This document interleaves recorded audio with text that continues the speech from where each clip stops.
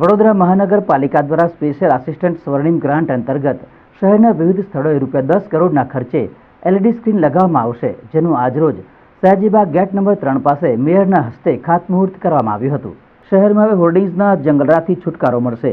વડોદરા મહાનગરપાલિકા દ્વારા આગામી દિવસોમાં શહેરના પર્યાવરણના જાળવણી તથા શહેરની સુંદરતાને ધ્યાનમાં રાખીને એલઈડી સ્ક્રીન લગાડવામાં આવશે। વડોદરા મહાનગરપાલિકા દ્વારા સ્પેશિયલ આસિસ્ટન્ટ સ્વર્ણિમ ગ્રાન્ટ અંતર્ગત ₹10 કરોડના ખર્ચે શહેરના વિવિધ સ્થળોએ અંદાજે 40 જેટલા એલઈડી સ્ક્રીન લગાવવામાં આવશે, જે માટે આજરોજ શહેરના સયાજીબાગ ગેટ નંબર 3 પાસે મેયર તથા સ્થાયી સમિતિના ચેરમેનની વિશેષ ઉપસ્થિતિમાં ખાતમુહૂર્ત કરવામાં આવ્યું હતું।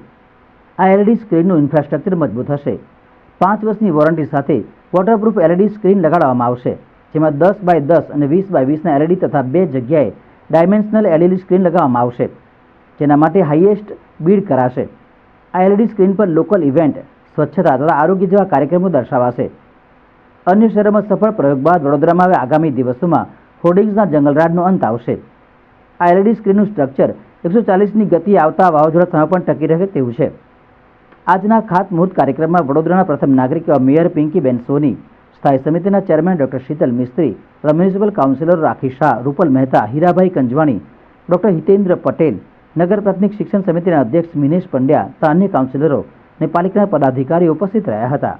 ભવિષ્યમાં આ એલઈડી સ્ક્રીનમાં જ્યારે લોકો બેનરો લગાવતા હોઈએ છીએ ત્યારે આપણે પર્યાવરણની પણ ચિંતા કરતા હોઈએ છીએ અને સતત બેનરોના કારણે કદાચ ક્યાંક ને ક્યાંક શહેરમાં પણ થોડું એ રીતનું આપણને વધારે પડતા બેનરો છે એ રીતનું કોઈક ને કોઈક એ થતું હોય છે। ત્યારે આ એલઈડી સ્ક્રીન શહેરીજનો પણ પોતાના કોઈ પણ આવનાર કાર્યક્રમો અથવા પોતાના બિઝનેસ માટે કરીને જે બેનર્સ લગાવતા હોય છે, તો ભવિષ્યમાં આ એલઈડી સ્ક્રીનમાં પણ એમના બેનર્સ માટેની પણ સુવિધા આપવામાં આવશે, જેથી કરી અને વડોદરા શહેરના પર્યાવરણ અને એની સુંદરતા અકબંધ રાખીને પણ નાગરિકો પોતાની જાહેરાત કરવી કે પછી પોતાના આગામી આવનાર કાર્યક્રમો માટે નાગરિકોને સૂચન, માહિતી પ્રચાર કરવો હોય તો એમાં પણ ભવિષ્યમાં ઉપયોગમાં લઈ શકાશે। એલઈડી ટીવીના લીધે વડોદરા કોર્પોરેશન અને તમામ એડવર્ટાઇઝિંગ વાળી કંપનીઓ જનતા જોડે સીધા સંવાદ કરી શકશે, સીધું કોમ્યુનિકેટ કરી શકશે।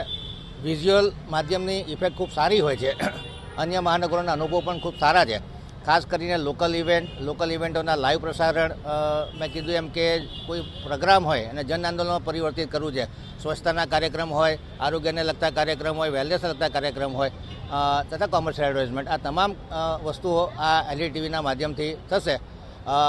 ખાસ કરીને જે એડવર્ટાઇઝિંગનું આ જે રાઇટ લેશે એ કંપનીના થકી કોર્પોરેશનને આવક ઊભી થશે। આશા રાખીએ કે આવનારા 3-4 વર્ષમાં આ ખર્ચો કોર્પોરેશન રિકવર કરી શકે અને વડોદરા શહેરમાં જે હોર્ડિંગનો માહોલ છે એના બદલે લોકો આ ઇલેક્ટ્રોનિક માધ્યમથી એલઈડી ટીવી પર એડવર્ટાઇઝિંગ કરવા માટે વધુ પ્રેરાય, જેથી કરીને હોર્ડિંગ કે જે ખાસ કરીને વાવાઝોડા સમયમાં ખૂબ જોખમકારક સાબિત થતા હોય છે એની પર કંટ્રોલ લાવવાની પણ કોર્પોરેશન કોશિશ કરશે।